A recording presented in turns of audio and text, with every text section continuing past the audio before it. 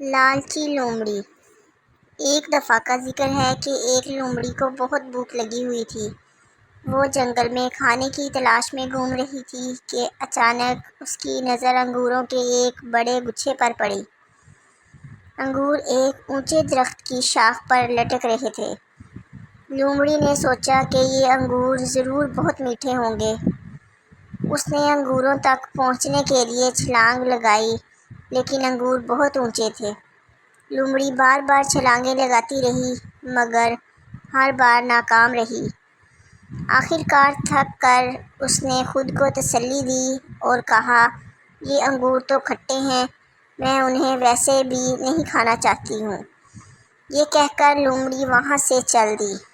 اخلاقی سبق: جب ہم کسی چیز کو حاصل نہیں کر پاتے تو ہم اکثر اس کی قدر کو کم کر کے خود کو تسلی دیتے ہیں۔